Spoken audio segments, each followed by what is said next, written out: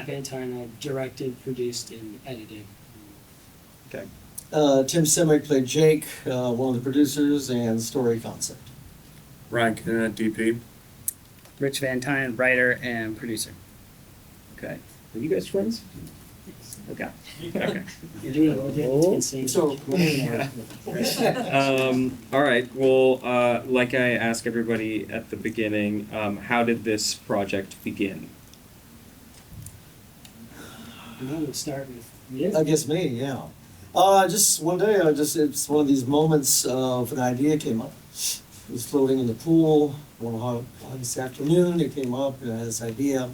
Went and typed it up, sat on it for a little bit, and I pitched it to Rich and Matt, and Rich got to work on the script, and then that's how it evolved. Okay. And then you started writing the script, I presume? Yeah. I started writing the script, kind of developing the characters and figuring out, like, the basic concept was a hitman that killed somebody and then suddenly started to see this person and then turned into a werewolf. And then as we kind of discussed it, we decided to change the hitman to a woman, and then I kind of dived into, what is this kind of person that might be seeing things? Is this real? Is this not real? And we discussed whether or not she should be an unreliable narrator. And I just kind of started to really just pull back the layers on her character and discussed it with Tim and Matt as I was doing it, and this is what it came out to be. Cool. And then how did you get involved? I met Matt and Rich at the Sherman Oaks Film Festival in like 2022 or 2023. Hell yeah. So Yeah. network, everybody. Yeah, Talk to seriously. everybody. Yeah. You'll It's true. That's great. And then for the DP and director, what were your inspirations for style and tone? Jeez, I mean, we went through a lot of discussions. Well, I will say, like, when we met at the Sherman Oaks Film Festival and we grabbed coffee, we were just talking about some of our favorite movies and stuff, and we really just meshed them together. And they were always thrillers and stuff like that. So we took a lot of inspiration from Prisoners and a lot of deeper stuff. Machinist. Machinists, things like that. Ryan just kept going in through shot deck and just tossing in a bunch of different images. Yeah. There's some super colorful lighting in there as well. Very cool. Yeah, thanks. It was, it doesn't look like Deacon shot it, but Oh, it does. it was we tried to keep things natural, but then at a few moments, I think leaning into the more saturated colors ended up evoking a mood that like was in line with like what she was feeling in those moments. So We really delved into color. There's like, we started where Jake's character wears more like maroon purple colors, and then Allie's character, Allie is back there. All the actors are back there. Congratulations. Valerie starts off in very muted kind of gray colors, and then as we start to, the whole movie is a bookend. So if you actually go from scene to scene, you kind of book into each other. By the end of it, she's wearing and he's wearing red. So because they're both characters who are kind of two sides of the same coin. So we're kind of known with that, as well as just color and light. If you can't tell, I am a colorist on the side, so we talked a lot about lighting.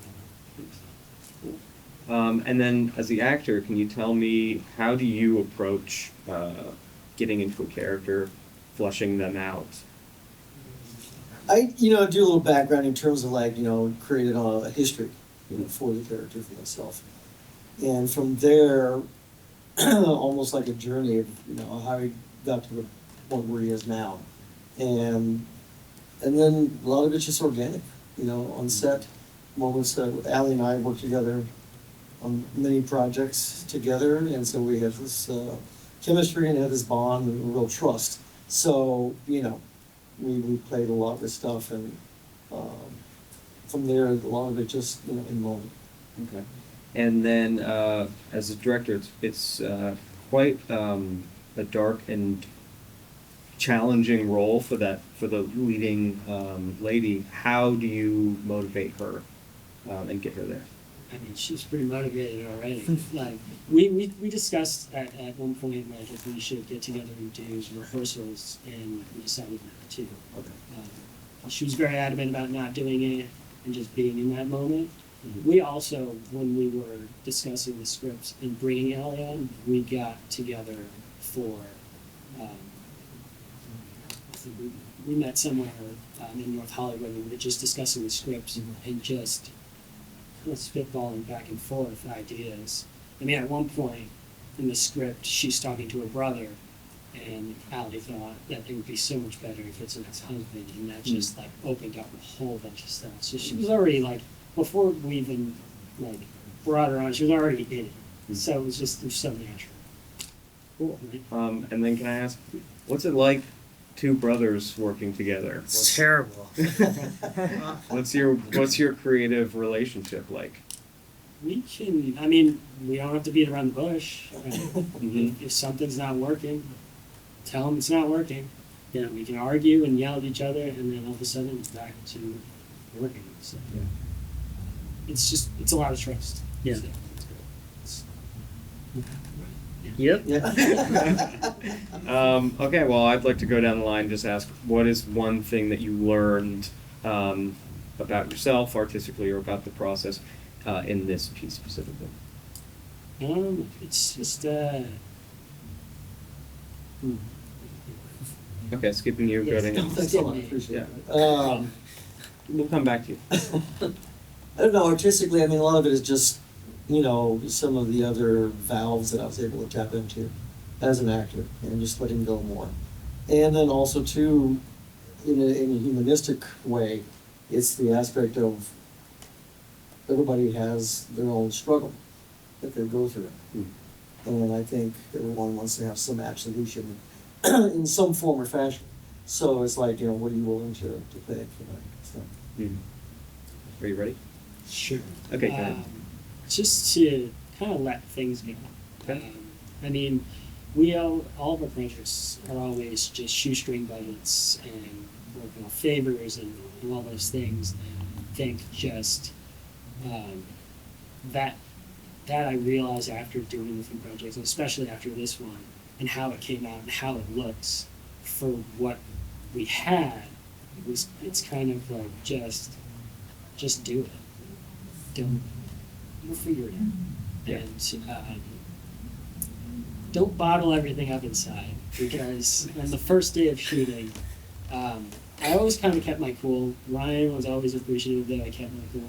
Even there was a lot of problems. We were that were waiting going for on. something to happen. And they were waiting for something to happen because I was always just level-headed. And right before the first shot, I got a dizzy spell and I passed out. Yeah. Whoa. Just passed out on the That's bathroom floor. Jesus Um, Christ.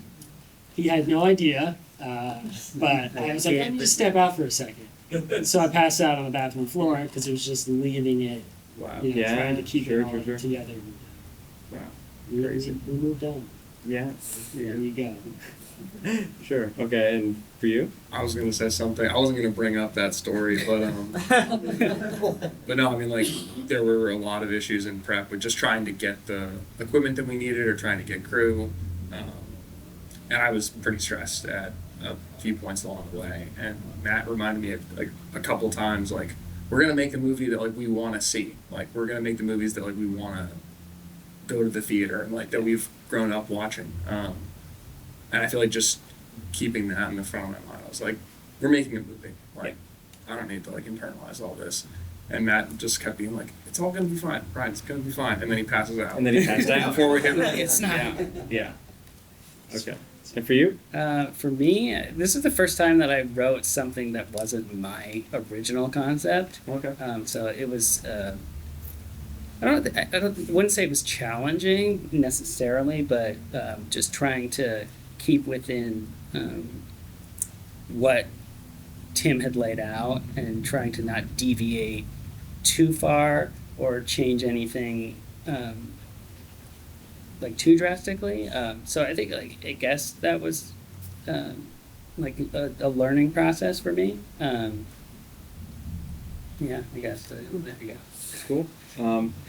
We've got time for questions from the audience. Go ahead. What camera did you on, and what was your common enough stop?